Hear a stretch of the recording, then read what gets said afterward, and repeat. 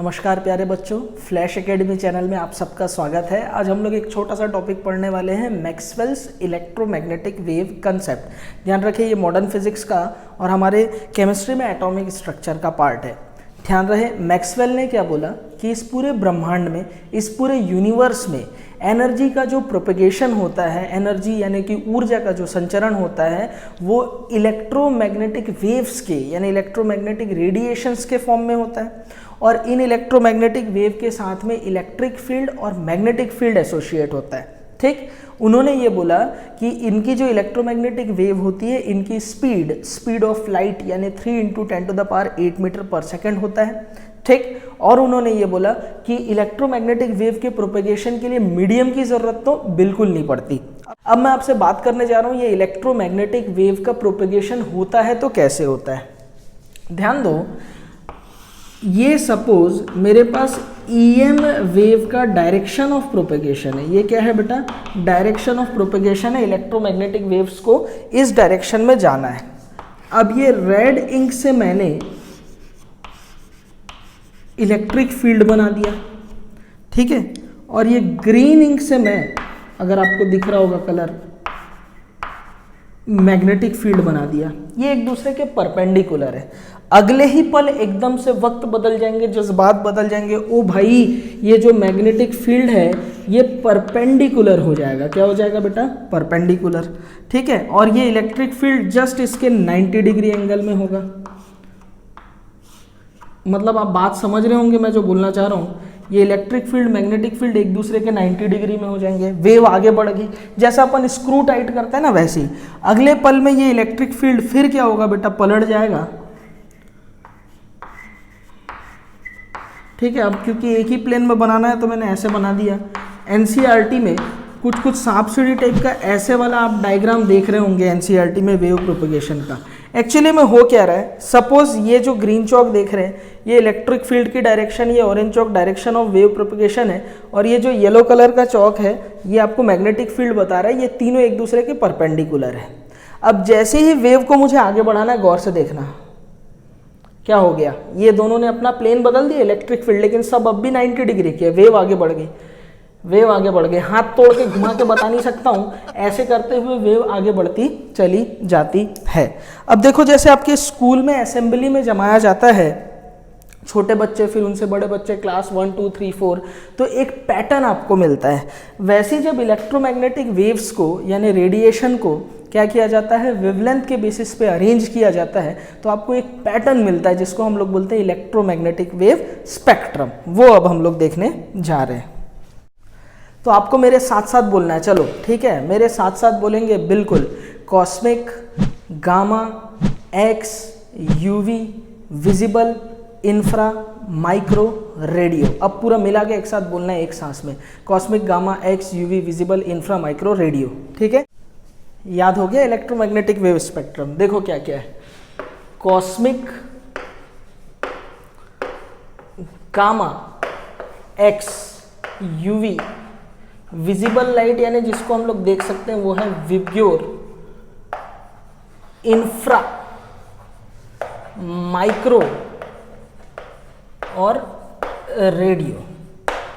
ये मेरे पास electromagnetic wave है, cosmic, gamma, x, UV, visible, infra, micro, radio.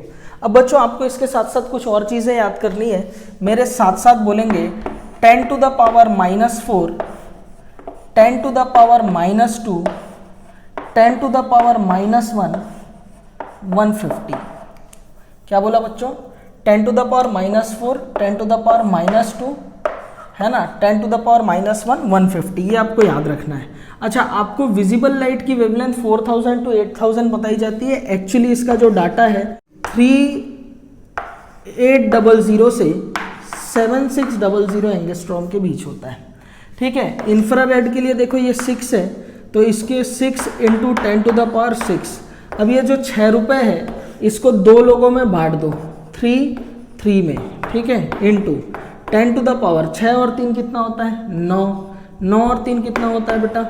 12। ठीक, तो ये एंगस्ट्रॉम में आपके पास वेवलेंथ आ गई। इसका मतलब क्या हुआ, ये जो कॉस्मिक वेव है इसकी वेवलेंथ 10 टू द पावर -4 से 10 टू द पावर -2 एंगस्ट्रॉम के बीच, गामा की वेवलेंथ 10 टू द पावर -2 से 10 टू द पावर -1 के बीच, एक्सरे की 10 टू द पावर -1 से 150 एंगस्ट्रॉम के बीच, यूवी की 150 से 3800 के बीच में है। और वैसे ही आप आगे इनको कैटेगराइज कर सकते हैं। यानी कि अगर सवाल ये उठा कि मेरे पास कोई 2598 एंगस्ट्रॉम की क्या है बेटा वेवलेंथ वाली क्या है कोई रेडिएशन है, तो बताओ वो कौन सी रेडिएशन होगी। यस, आपका जवाब चला जाएगा यूवी। अब जरा आते हैं टॉपिक के फन की बात में। लेफ्ट टू राइट अगर जाते हो बच्चों, साफ साफ आपको दिख रहा है वेवलेंथ यानी कि लैम्डा इंक्रीज हो रही है, ठीक है। और वेवलेंथ अगर बढ़ता है तो बच्चे को मालूम है फ्रीक्वेंसी जो है यानी कि न्यू ये डिक्रीज होती है, क्योंकि न्यू इक्वल्स टू होता है c बाई लैम्डा। अब न्यू डिक्रीज हुआ है, इसका मतलब एनर्जी की अगर हम लोग बात करें, एनर्जी E ये भी डिक्रीज होगी, क्योंकि E इक्वल्स टू होता है एच न्यू या फिर एच सी बाई लैम्डा। ये प्लांक की क्वांटम थ्योरी में आपने पढ़ा हुआ है, ठीक। अगर एनर्जी कम हो रहा है तो बेटा आप जब मॉड ऑफ हीट ट्रांसफर पढ़ते हैं क्लास 11 फिजिक्स में, तो वहां आपको 4 घात का नियम पढ़ाया जाता है, 4 पावर लॉ, है ना। Lambda directly proportional to T to the power 4, यानी कि टेम्परेचर जो है लैम्डा वेवलेंथ बढ़ रहा है तो टेम्परेचर बढ़ाने की टेंडेंसी भी क्या होगी, इंक्रीज हो जाएगी। अब आ जाते हैं इस टॉपिक के सबसे खूबसूरत यानी फन पार्ट पे। ध्यान दो, यहाँ पर सबसे ज़्यादा एनर्जी किसकी है बेटा, एनर्जी डिक्रीज हो रही है यहाँ से यहाँ, सबसे ज़्यादा एनर्जी कॉस्मिक, फिर गामा, फिर एक्स, फिर यूवी, फिर वॉयलेट, फिर इंडिगो, फिर ब्लू, फिर ग्रीन, फिर येलो, फिर ऑरेंज, फिर रेड, फिर इंफ्रा, फिर माइक्रो, फिर रेडियो वेव्स की। कॉस्मिक रेडिएशन शायद इन्हें भगवान कहते हैं। कॉमिक्स वगैरह में पढ़ो ना, कॉस्मिक एंटिटी, कॉस्मिक पावर, है ना, वो इन्फिनिटी स्टोन्स उनमें कॉस्मिक पावर्स थी। इस कॉस्मिक एनर्जी के चपेट में आ जाते हैं 4 बच्चे, बन जाते हैं फैंटास्टिक 4, ठीक है कि नहीं। चलो उसके बाद सेकंड नंबर पे एनर्जी है गामा रेडिएशन में होती है। अब गामा रेडिएशन के चपेट में आ जाता है डॉक्टर ब्रूस बैनर, बन जाता है हरा हरा हल्क। सेकंड नंबर में एनर्जी इसकी ज़्यादा। कॉस्मिक रेडिएशन अर्थ पे आ गया तबाही मचा देगा एकदम। उसके बाद होती है एक्स रेज की। अब वही सीरम कैप्टन अमेरिका लगाए थे, उसको वाइटा रेज आपने देखा होगा वो कैप्टन अमेरिका पिक्चर में। तो गामा रेडिएशन, उसको पतला दुबला सुकड़ू सा रहता है बेचारा कैप्टन अमेरिका, उसको एक्स रेज, इसी को वाइटा रेज बोलते हैं। कुछ रेडिएशन और मिला करके वाइटा रेज बनाते हैं, उसका मेन पार्ट होता है एक्स रेज। तो एक्स रे की वजह से उसको फिर पावर मिलता है। तो सबसे ज़्यादा पावरफुल कौन हुआ, कॉस्मिक एनर्जी, उसके बाद फिर गामा यानी कि हल, फिर कौन होता है बेटा, एक्सरे होता है, ठीक। अब घर में आपको क्या करना है बेटा, ये गामा रेडिएशन सनलाइट से आता है। अब ये गामा रेडिएशन के चपेट में कॉमिक्स में हल्क वल्क बनते हैं, नेचर में ऐसा नहीं होता। आपके हाथ में गामा रेडिएशन आके स्किन कैंसर मिल जाएगा आपको, कार्सिनोजेनिक होता है। तो भगवान ने भी फाइन इंजीनियरिंग करके रखी है, गामा रेडिएशन से हमको बचाने के लिए ओजोन लेयर बना के रखा है। और हम लोग क्या करते हैं, सुपरसोनिक जेट वगैरह और कुछ ना कुछ केमिकल तरीके से हम लोग वही ओजोन लेयर को खराब कर रहे हैं। तो गामा रेडिएशन से नुकसान हो रहा है, ठीक। अब बात करते हैं एक्सरेज की। किसकी बात करते हैं, एक्सरे।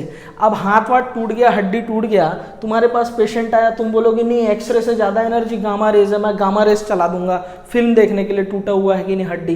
तो वो बेचारा टूटे हाथ का इलाज कराने आया, तुम कैंसर लेके उसको अलग भेज दोगे, है कि नहीं। ऐसा नहीं करना। तो डॉक्टर क्या करता है, एक्सरे। एक्सरे की एनर्जी ठीक ठाक है, अच्छी खासी एनर्जी है, बोन एब्जॉर्ब कर लेता है, मसल्स के आर पार चले जाता है, इतनी अच्छी खासी एनर्जी है। तो डॉक्टर फिर क्या करता है बेटा, टूटे हाथ का हड्डी का फ्रेम वगैरह स्ट्रक्चर देखने के लिए एक्सरे का प्रयोग करता है।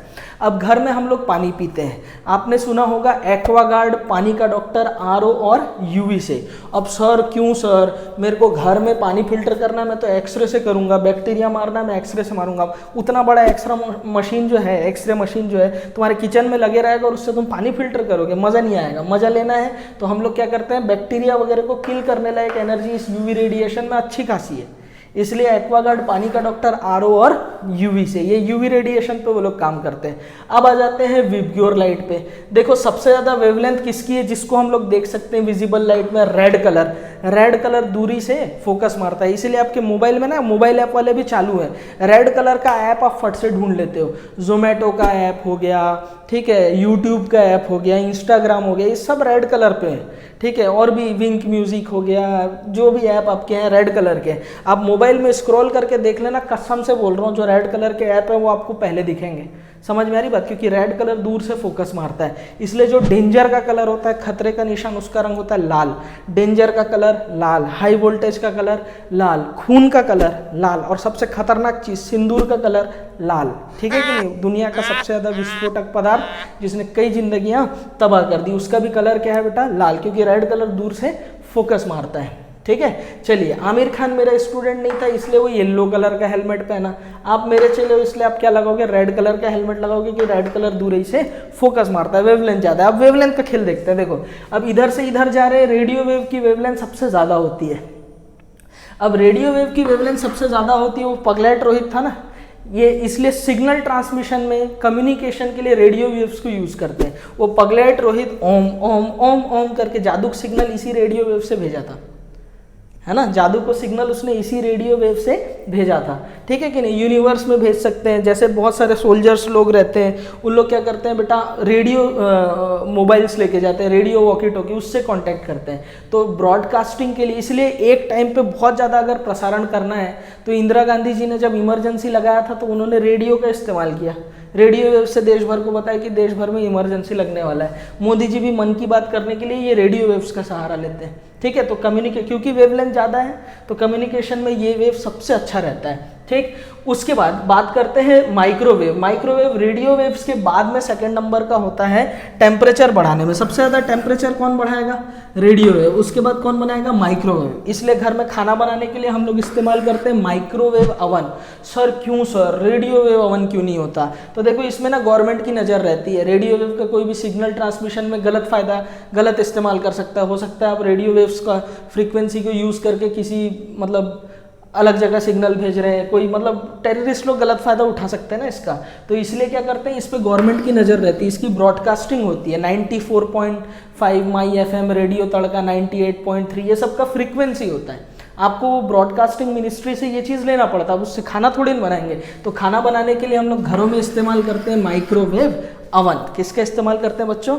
Microwave oven. अच्छा खासा गर्म कर देता है, खाना हमारा पक जाता है। उसके बाद इंफ्रारेड की बात करते हैं। तो इंफ्रारेड किस काम में आता है? इंफ्रारेड जैसे टीवी का रिमोट है, एसी का रिमोट है, पास में अगर हमको कोई सिग्नल ट्रांसमिट करना है तो इंफ्रारेड ना पहले के ज़माने के मोबाइल्स में हुआ करता था। मतलब एकदम से मुश्किल से 5-6 KB की भी आपको अगर इमेज भी भेजनी रहती तो 2 मोबाइल को सटा के रखना पड़ता था। हम वो दौर भी देख चुके हैं। तो वो इंफ्रारेड के थ्रू उस समय डाटा शेयर होता था।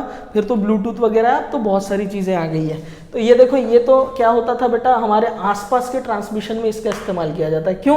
क्योंकि इसकी वेवलेंथ कम है तो आसपास के रेंज में काम कर जाएगा। ज़्यादा दूर तक सिग्नल भेजना है तो रेडियो वेव का इस्तेमाल करते हैं। तो ये तो हमारे पास में इलेक्ट्रोमैग्नेटिक वेव और उनसे रिलेटेड एप्लीकेशन वाली बात मैंने बता दी। अब जरा बात कर लेते हैं विजिबल लाइट, यानी जो विबग्योर लाइट है, इसके वेवलेंथ कैसे निकालेंगे इंडिविजुअली।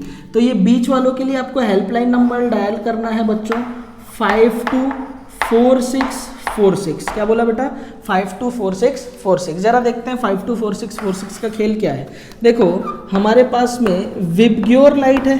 क्या है? विबग्योर। वॉयलेट लाइट की वेवलेंथ होती है 3800। अब हेल्पलाइन नंबर है 524646 और रेड लाइट जो ख़त्म होती है वो है 7600 एंगस्ट्रॉम। तो देखो 38 में 5 ऐड कर दो, कितना होगा? 4300 एंगस्ट्रॉम। तो वॉयलेट लाइट की वेवलेंथ होती है 3800 से 43 एंगस्ट्रॉम के बीच।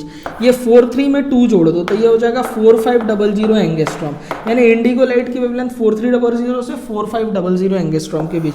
ब्लू लाइट की वेवलेंथ होती है 49, ये 45 में 4 ऐड कर दो 4900 एंगस्ट्रॉम। वैसे ही 49 में 6 ऐड कर दोगे ये हो जाएगा 5500 एंगस्ट्रॉम। 55 में 4 ऐड कर दोगे 5900 एंगस्ट्रॉम और 59 में 6 ऐड कर दोगे ये हो जाएगा 60 और एक 6500 एंगस्ट्रॉम।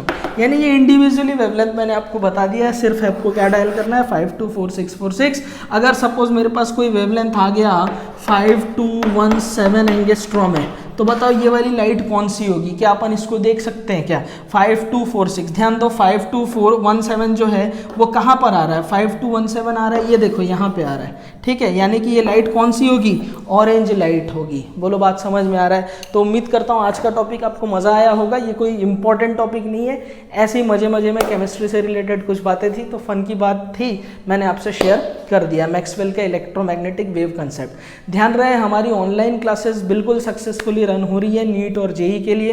तो जो भी बच्चे एनरोल होना चाहते हैं वो यहाँ नीचे दिए गए नंबर पे संपर्क करके हमसे जुड़ सकते हैं। ठीक, अच्छा, बच्चों के मन में एक बार बार ये सवाल है, सर अभी लॉकडाउन है तो हम लोग ऑनलाइन पढ़ रहे हैं, अगर लॉकडाउन हट गया तो क्या क्लासेस फिजिकल क्लासरूम चलेंगी, तो हम लोग कैसे करेंगे घर से? तो ऐसा है बेटा, ऑनलाइन बैचेस जो हैं वो रन होती ही रहेंगी, ऑनलाइन ऑफलाइन दोनों मोड में हम लोग क्लास चलाएंगे। आप अगर अभी ऑनलाइन क्लास ज्वाइन कर रहे हैं और आप भिलाई में अगर आ जाते हैं तो आप उस चीज़ को अपने क्लासरूम को कन्वर्ट कर सकते हैं फिजिकल क्लासरूम के लिए, कोई इशू नहीं है, वरना ऑनलाइन तो चल ही रहा है। ठीक है, तो खुश रहिए, मस्त रहिए, देखते रहिए केमिस्ट्री की क्लास। जय हिंद।